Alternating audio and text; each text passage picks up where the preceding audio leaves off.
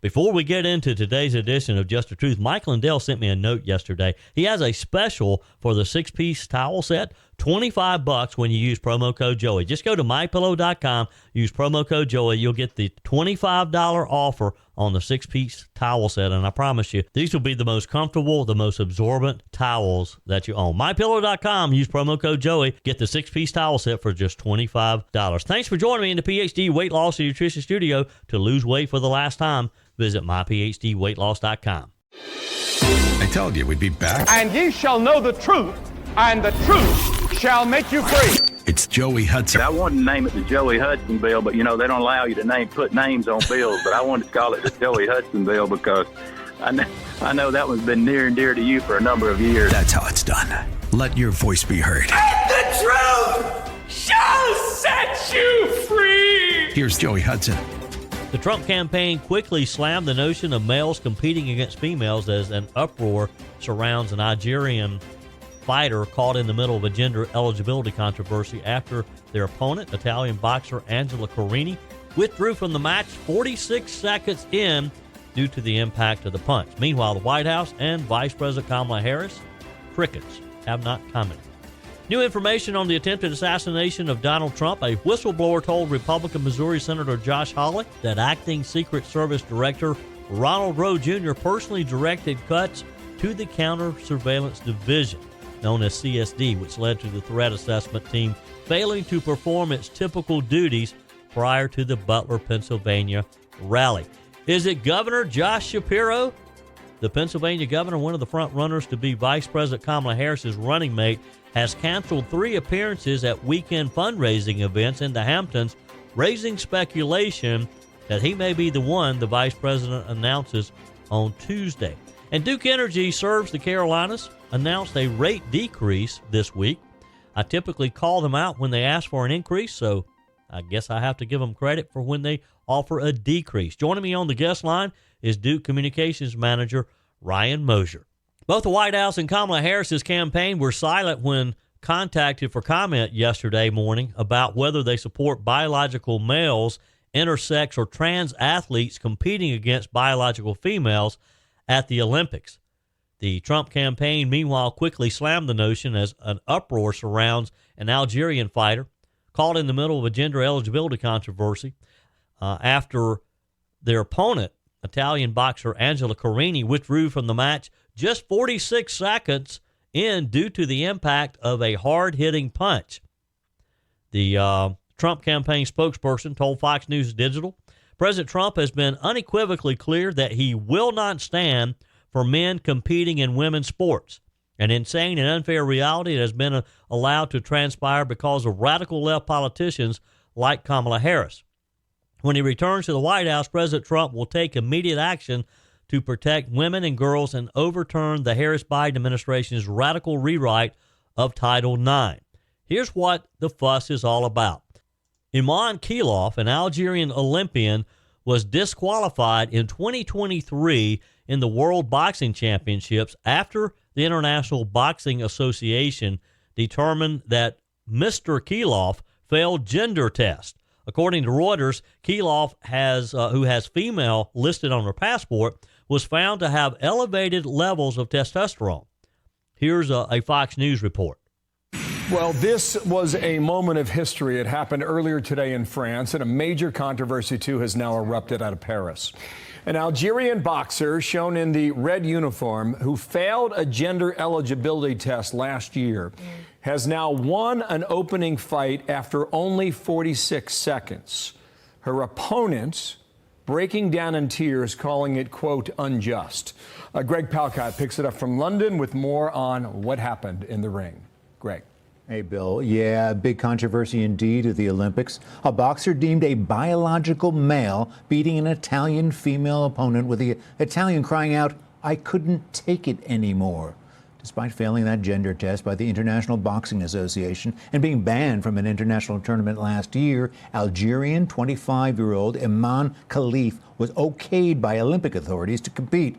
And apparently today it was a very one-sided fight with Italian Angela Carini, also 25. After just 46 seconds and several sharp punches to the head, including the nose by Khelif, Carini abandoned the fight, threw her helmet to the floor, stormed off the boxing ring, and in fact went on to say that she had never felt such strong blows in a contest before. Now, Algerian Khalif has competed for several years in other international tournaments, including the Olympics, but was banned last year due to, according to officials, elevated levels of testosterone. Algerian sports officials have called the charges against Khalif baseless, but others have raised concerns about the health of opposing athletes when, according to one, a man fights a woman. And what should be a simple decision, and is right, a man should not be fighting a woman. But boy, how complicated the world has become with these leftist groups, with these leftist people convincing these young men that all they have to do is identify as a woman and they can compete in female sports. IBA President Umar Krevlaw explained the decision at the time, according to Russia's TASS news agency, saying that based on DNA tests, quote, we identified a number of athletes who tried to trick their colleagues into posing as women. According to the results of the test, it was proved that they have XY chromosomes. Such athletes were excluded from competition, he explained. Khalif was authorized to compete by the International Olympic Committee, and the Algerian Olympic Committee addressed the criticisms before yesterday's event. COA strongly condemns the unethical targeting and maligning of our esteemed athlete Iman Khalif with baseless propaganda from certain foreign media outlets, the organization said, this via Reuters. Such attacks on her personality and dignity are deeply unfair, especially as she prepares for the pinnacle of her career at the Olympics. The COA has taken all necessary measures to protect our champion. Now, Italian officials expressed concerns about Khalif's eligibility. It is surprising that there are no certain strict uniform criteria at the international level, Italian sports minister Andrea Abadi said, adding it was strange that there can be a suspicion, and far more than a suspicion, of an unfair and potentially dangerous contest for one of the contenders at the Olympics, an event that symbolizes sporting fairness. Well, they're right. I mean, how did this person, this obviously young man, get this far? Of course, I guess the simple answer to that is the International Olympic Committee is woke. And we saw that in the opening ceremonies over the weekend, did we not? By allowing the horrible display, the mocking of Christianity. Now, I understand they claim that it wasn't about the Last Supper, but if it wasn't about the Last Supper, boy, they made it look like it was, did they not? Nothing is fair about this. It's really not fair to this young man either. He should have whenever this started, and evidently he has been competing as a she for a few years now. Someone should have stopped this long ago. They're not doing him any favors, and they certainly aren't doing young women who have worked their entire lives to reach the Olympics, and now that's just been thrown away. The young lady in the ring last night with this young man had no chance. Didn't have a fighting chance, pun intended. Biological males should not be allowed to compete in female sports. If there's any question, follow the science, as the Democrats always like to say. Follow the science. Why are they not following the science now? Why is suddenly the left, they don't want to accept the test by the international boxing? They don't want to accept the science that they presented, that this person has the chromosomes of a male. The Italian Prime Minister, Giorgia Meloni, told the UK paper, The Telegraph, it was not even a contest. I think that athletes who have male genetic characteristics should not be admitted to women's competitions, and not because you want to discriminate against someone, but to protect the right of female athletes to be able to compete on equal terms. I'm glad to hear that there's a politician who has a little bit of common sense. And how Kamala Harris and Joe Biden can't see this is just foreign to me. I understand that they want to protect the rights of people. We don't want to discriminate, but this is basic. You are hurting young women who worked their entire lives to get to this point in their sport. And you would think that Kamala Harris would be the first to be defending them. This is not the first controversy that has arisen since the Olympics, of course, began. And again, Olympic organizers faced backlash from the Christian community and others worldwide regarding the opening ceremonies this past weekend after this skit featuring drag queens and a woman in a halo crown appeared to mock Leonardo da Vinci's painting of Jesus' Last Supper. Now, that's how Reuters put it, appeared to mock. There was no appearing at all. They were mocking the Christian community. If elected, you're going to get more of this because Kamala Harris is expected to advance the Biden administration's effort to expand Title IX, the civil rights law that prohibits sex-based discrimination in federally funded schools and educational institutions, now including protections against discrimination based on gender identity and sexual orientation. LGBTQ activists championed the change as a necessary one to prevent transgender students from facing certain restrictions. Unfortunately, that rule took effect August the 1st. We're going to get more of this if Kamala Harris is elected in November. This is why we have to work hard. This is why we have to turn out. This is why we have to elect Donald Trump. Hope you'll join the conversation today. 864-477-JOEY, 864-477-5639. Send your comments to the Furman Ford text line. You can leave a quick voice message, and your emails are always welcome, joey@joeyhudson.com. Soon going to be 4 years ago that I started my journey with PhD weight loss and nutrition. I lost 30 pounds pretty quickly, I might add, and I've been able to maintain that for almost 4 years now. It'll be 4 years coming up in July. If this is the year that you have decided that you're going to get healthy, that you're going to lose that weight, that visceral fat that's so damaging around your waist, then now's the time to start. Let me encourage you to make that call today. 864-252-4925. Set up your initial consultation with PhD Weight Loss and Nutrition. Boy, am I glad that I met Dr. Ashley Lucas 4 years ago and that she got me on the right path to getting healthy. You're going to be able to do things that you may have thought you'd never be able to do again. Play with the kids, the grandkids, be able to hike and walk and maybe play a full 18-round hole of golf and be able to do it and not get so winded. Because when you take that excess weight off, you're just going to feel better. You're going to be able to focus. You're going to be able to sleep better. Your overall health is just going to be improved. 864-252-4925. Call, set up your initial consultation. Find them online at myphdweightloss.com. PhD Weight Loss and Nutrition, the official partner of the Clemson Tigers. We sometimes take for granted that when we turn an electrical switch on or we plug our cell phones into the wall to recharge, that electricity is available. And for most, me included, I just pay the bill every month. I may complain a little and move on. This week, we learned that there may be some relief on the way for Duke Energy customers as the company announced plans to drop rates by close to 10% just after Duke announced that they'd be raising rates for customers. Are you confused too? On our guest line today, Duke Energy Communications Manager Ryan Mosier. Welcome, Ryan. How are you? Hey, Joe. It's good to be with you. Okay, so help me out here. So at one point, we thought that you were raising rates. Now we're hearing that they're going to be decreased. Make this simple for a loudmouth on the radio. Yeah, it can certainly be confusing, and we understood that as we move through the year. Some things, timing is everything.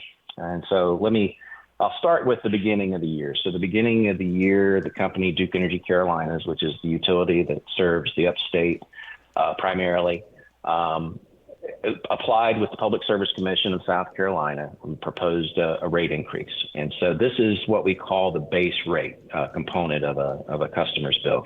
This takes into account major expenses like building and upgrading new power plants, new poles and wires, transmission lines, improving customer systems, those types of things, large capital projects that are spent, that we spend money on over many years.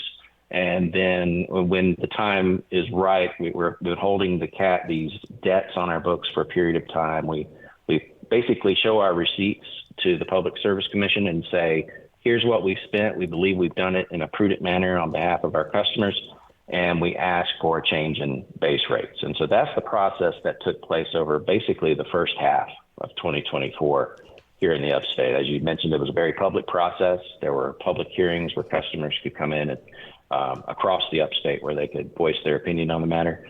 And then ultimately, the Public Service Commission in Columbia a number of weeks ago had a multi-day hearing on it where they took testimony, examined the facts of the case, and eventually made a decision to approve what was actually a settlement between a lot of the parties, an agreement on certain aspects of the case. And so those rates that were approved by the commission actually began to take effect on August 1st this week. Yeah. Now, the other part of the equation is what we call the fuel charge or fuel rates. Fuel rates are looked at annually by the Public Service Commission. And basically, it's a pass-through of the cost that the company spends to purchase the fuel that powers power plants. And so we are always constantly in the market looking for the best deals we can get on things like natural gas and the items we use in nuclear and all of the associated costs and expenses with that actually create the power, that have the power plants putting electrons into your home and businesses every day. That's an annual process that happens every year. Some years, because of the volatility in the commodity markets, prices go up, prices go down, but we pass that completely through to the customer. So the customer benefits from our practices of managing our contracts with the suppliers. This year, natural gas finally became a little less volatile in the commodity market. And so we were able to pass on those savings to customers. And so if the regulator approves, and we still have a regulatory process to go through, but that's what we proposed this week, is that decrease in the fuel charge. And if the PSC approves it, we would expect those new rates to go into effect in November of this year. With us today, Ryan Mosier, Communications Manager with Duke Energy. So, Ryan, is there any scenario that they would not approve a rate decrease? We don't believe so. But again, rate making is completely in the purview of the Public Service Commission of South Carolina. We believe that we have presented them the information that shows that we've been prudent in and diligent in our expenses. So we would expect that the Public Service Commission would approve something in the vicinity of what we've submitted to them this week. Yep. Well, if you think that it's going in the wrong direction, let me know. I think we could probably generate a few phone calls. I'm sure you could. So what does this mean for the average Duke Energy customer, Ryan? So for a residential customer in the upstate, a Duke Energy Carolinas customer, the fuel charge decrease, which is what would take effect in November, would be almost 14% decrease. Customers, our commercial customers and our industrial customers, they have different dynamics that affect the way that their pricing is, but that they would also see significant decreases if this proposal is approved by the regulator. Yep. Ryan Mosier with us today, Communications Manager with Duke Energy. Let's talk a minute about Duke Energy in general. My listeners know that my wife, Peg, and I have a home on Lake Kiowee. They hear me talking about the Oconee nuclear plant, driving by there pretty much weekly. Talk about the areas that Duke Energy serves.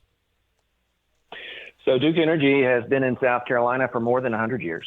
Actually, we consider South Carolina the birthplace of Duke Energy. Our first power plant was on the Catawba River up near Rock Hill.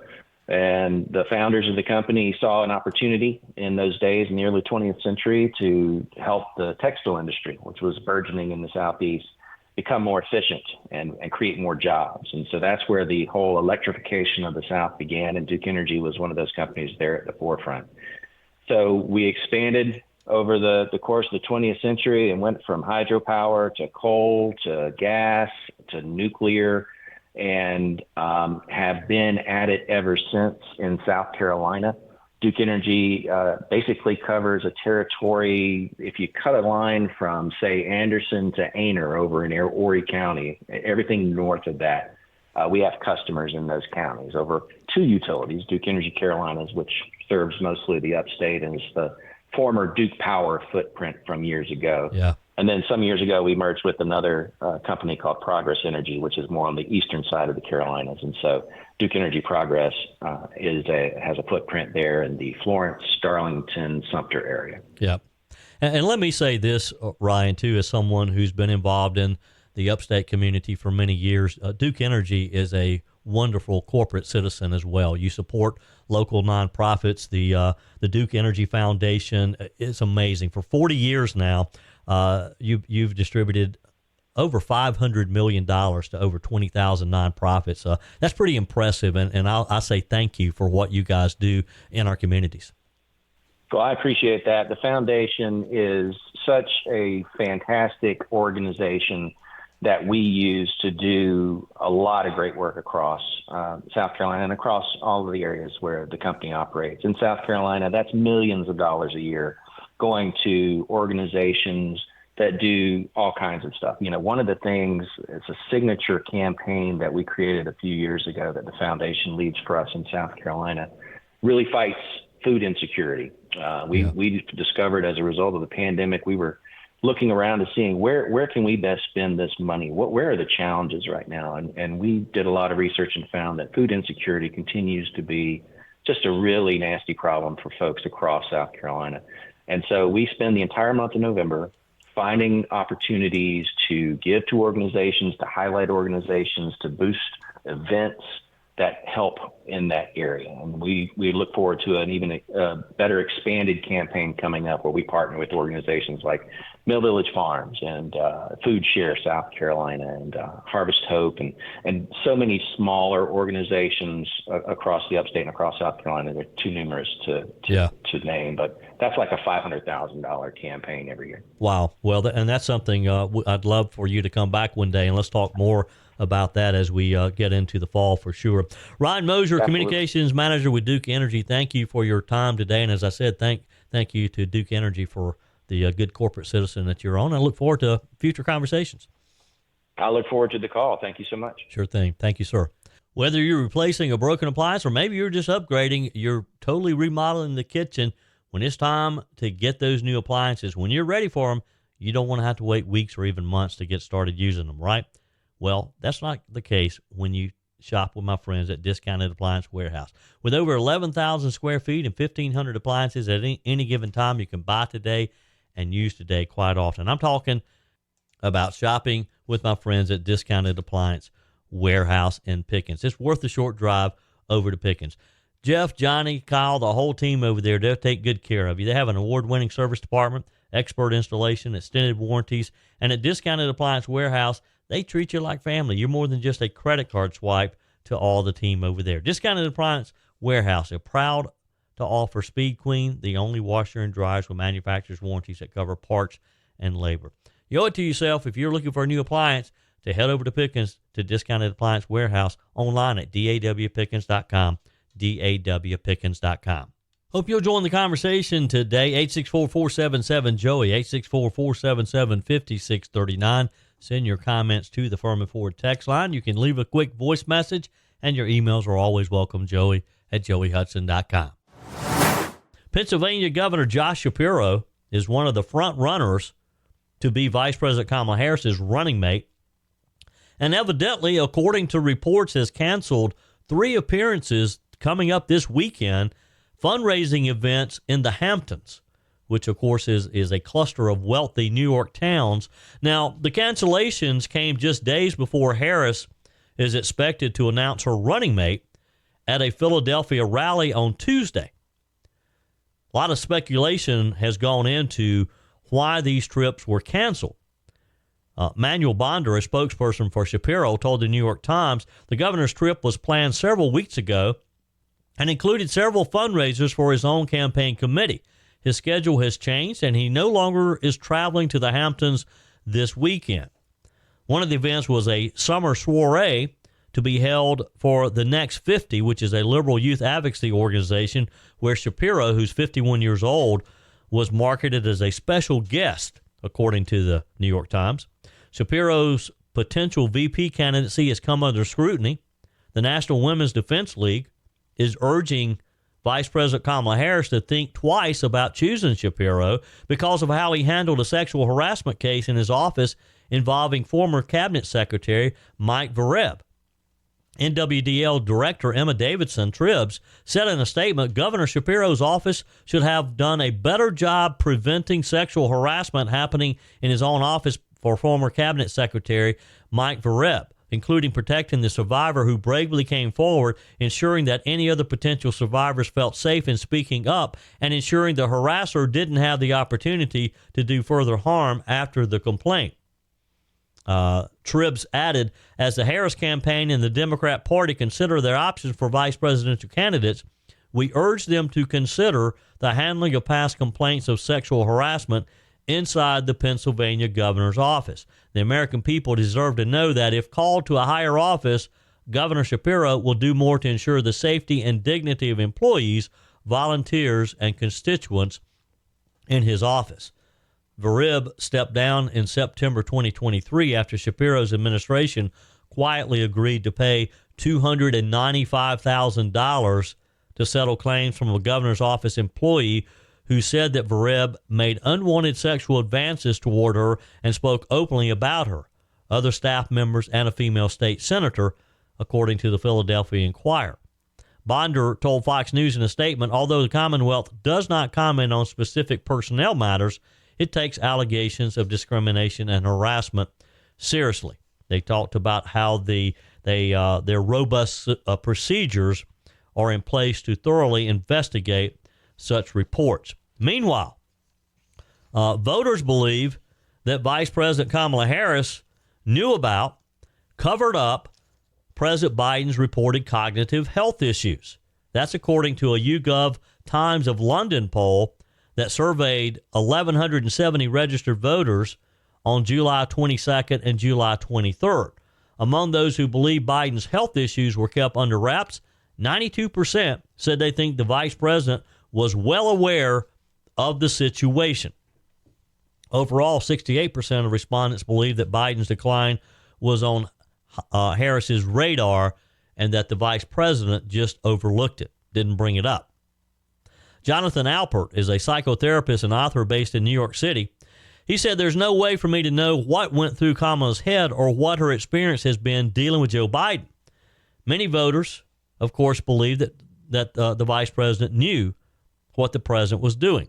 Alpert said, and by the way, he has not treated Biden. He said perhaps seeing him on a regular basis made it difficult for her to pick up on any changes. Of course, this is just speculation, and we do not know any of the formal diagnosis. Judy Gaiman, CEO of Executive Medicine of Texas, a luxury medical services provider in Southlake, Texas, previously spoke with Fox News Digital about the failure of those around Biden to seek help for the president. Gaiman said, either they are in denial or have watched this take place over a period of time, so they're less sensitive to the contrast, or they're fully aware but can't bear the thought of what happens to the family on many levels if Joe is no longer president. Now, look, this idea that maybe this happened over a period of time, and because Kamala Harris was so close to him, or anybody for that matter, was so close to the president that they just weren't aware of the changes, that's nonsense. No way that could happen. No way. You had to know if you're spending more time with Joe Biden should have made her more aware that something was badly wrong with the president. Ms. Gaiman said either way, they're in denial and have watched this take place over a period of time, so they're less sensitive to the contrast. But they're fully aware and can't bear the thought. Well, that's not a reason. Although there's been a long debate about potential signs of cognitive decline, and we watched it as a nation. The issue came up to the forefront, of course, during the presidential debate. And again, I'm going to stick to my theory that someone very close to Joe Biden, someone in the inner circle, and maybe this is someone with close ties to the vice president, they set Joe Biden up. They knew Joe Biden could not survive a debate, and that's why they pushed him to challenge Donald Trump the way he did, because that was totally uncharacteristic of how Joe Biden has typically responded to the idea of debating Donald Trump. They played to Joe Biden's pride, his tough guy attitude, and convinced him to challenge Donald Trump, knowing that he would fail miserably, knowing that he would be forced out, knowing that this was their way of showing the world what they already knew about Joe Biden. The question is, how much did Kamala Harris know about this? And was Kamala Harris involved in this? The president, as you remember, appeared to freeze on stage. And this wasn't the first time. I mean, think about all the gaffes, as they were called at the time, of Joe Biden shaking hands in the air. No one was there. Of Joe Biden getting confused on just how to simply exit a stage. Of Joe Biden not being able to complete sentences, not being able to pronounce names, not knowing about his surroundings. Those are clear signs of someone who has dementia. I saw it in my grandmother. You've probably seen it in people close to you as well. And you can't just ignore it like they did. Especially if it's the leader of the free world, if it's a guy who has his thumb on the nuclear button, if it's the guy who could be awoken at 5 a.m. in the morning to make a tough decision. A new survey found that among those who believe any potential issues with Joe Biden's health have been kept quiet, they're not buying it. American people aren't buying it. Let's do a little quick history here. In mid-July, Biden, of course, tested positive for COVID-19, was said to experience upper respiratory symptoms that included a runny nose, a non-productive cough with general malaise. On July 23rd, Dr. Kevin O'Connor, the president's personal physician, released a letter stating that Biden's symptoms had resolved and he would continue to be monitored for any reoccurrence of the virus. 68% of poll respondents believe Biden's decline was on Harris's radar. White House Press Secretary Karine Jean-Pierre has stated that Biden has seen a neurologist multiple times as part of routine health exams, but that he's not being treated for any neurological disorders. Now, let me ask you this. I get a physical every year. I don't go to a neurologist. Is this routine for you, those of you who, like me, maybe are getting on up there in age? Do you see a neurologist for any reason? No way are we buying the idea that Joe Biden saw this neurologist, what was it, like 3 times? And it wasn't because they suspected cognitive decline. They're all in denial. The whole family's in denial. Or they just think we're so stupid that they can pull this over us, that they can keep Joe Biden in power because they can't stand the thought of Joe Biden not being in the White House. Now, again, wouldn't you love to know what role Kamala Harris played in pushing him to be involved in that debate, knowing how he would perform? In some cases, Dr. Albert noted signs may be genuinely missed, saying, generally speaking, family members who see their loved one on a regular basis don't always pick up on the cognitive decline as perceptively as those who might just see someone on occasion. For example, someone seeing grandma once a year during the holiday season is more likely to pick up on a decline than if they were seeing her monthly. If family members and close associates are in denial about a loved one's cognitive decline, it can delay diagnosis and treatment. I'm not buying this is what happened. The whole world could see Joe Biden, and we were predicting this for months. For months, we knew something was wrong. No way the Biden family and those close around Biden in the inner circle didn't know this either.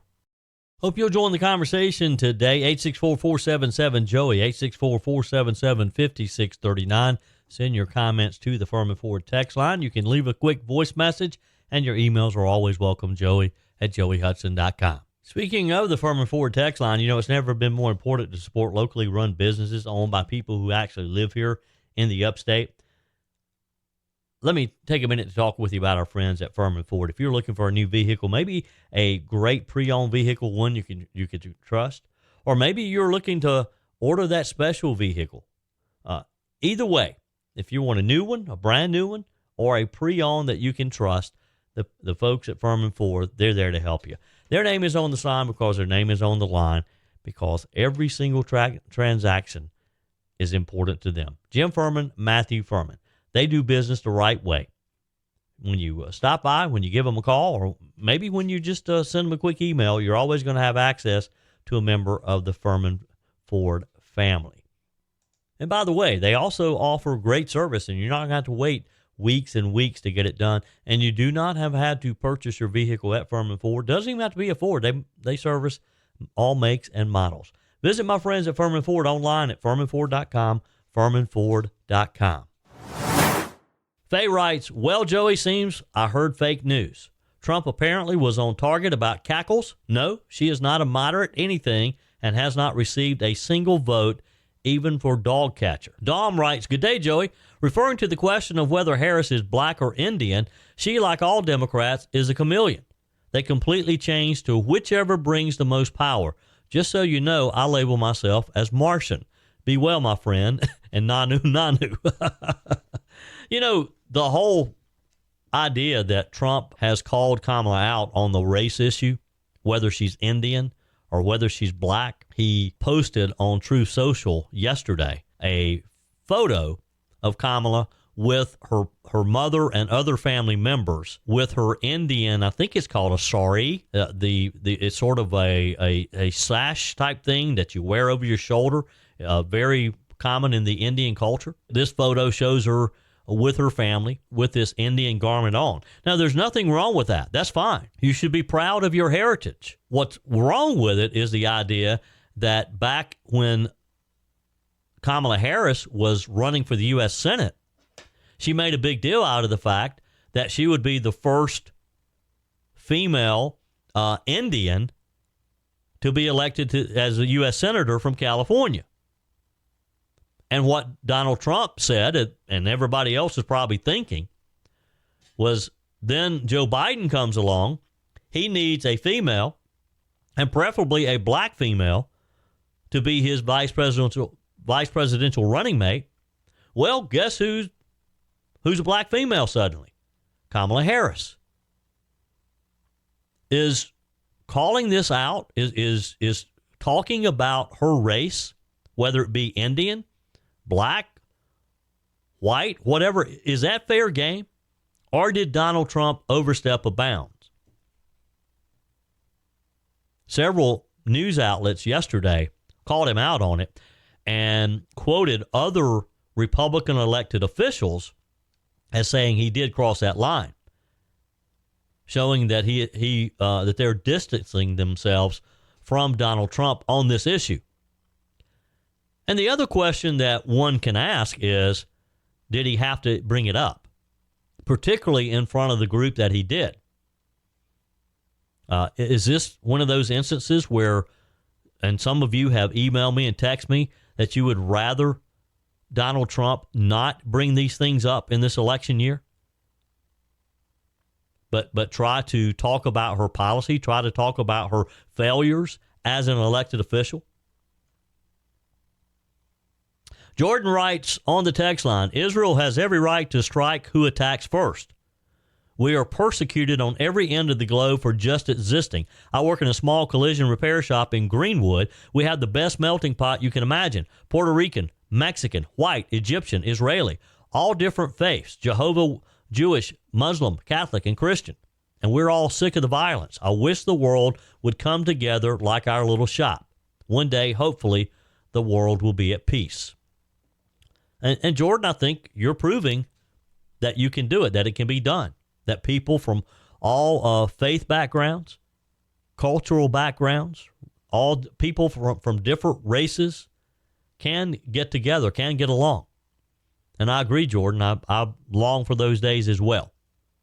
I'd love to come by and see you sometime. The next time I'm in Greenwood, you need to text me, Jordan, and let me know where you are. Susan says, when you're filling in for Mike Gallagher, your caller Mike really hit the nail on the head. Biden and Harris are pandering to the radical Hamas sympathizers in Detroitistan and Dearbornistan. With their 9/11 plea deal. I hope it costs Kakala a bunch of votes in New York and New Jersey, where a lot of the victims live. This, of course, in response to the plea deal that was just unbelievable. Unbelievable that these terrorists, the three terrorists who are responsible for the 9/11, that they're being given a plea deal to life in prison rather than a death sentence. They should be put to death immediately in the public square for what they did, for the chaos and for the loss of life they caused. I had a lot of comments on this, text messages, emails yesterday. This should never happen. And this is just an example of the Biden-Harris administration not caring. They've gone so far left that they're trying to pander to the left. And they're allowing these terrorists to live. And we're going to pay for their housing. We're going to pay for their food. We're going to pay for their health care for the rest of their lives.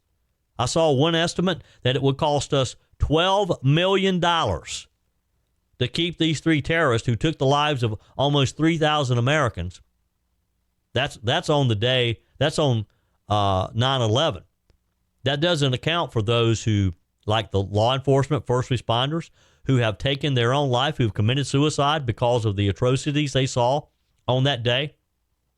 Doesn't take into account those who have been sick with cancer and other diseases because of the exposure they received when they rushed into those buildings and tried to rescue people. Doesn't count into to affect the pain, the suffering of those kids whose mom and dad went into work that day, never came home. They've had to live their life. They've had to grow up without a mom and a dad. And now we're going soft on these terrorists. You're right, Susan. I hope it costs them a bunch of votes in New York and New Jersey as well. Texter Jennifer says, lots to talk about. That's for sure, Jennifer.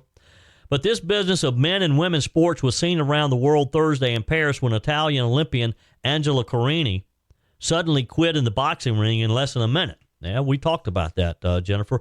She said that she had been taken to the hardest punch and that she had ever felt from her opponent, Algerian Iman Khalif, who failed a gender eligibility test last year and was disqualified from the 2023 competition.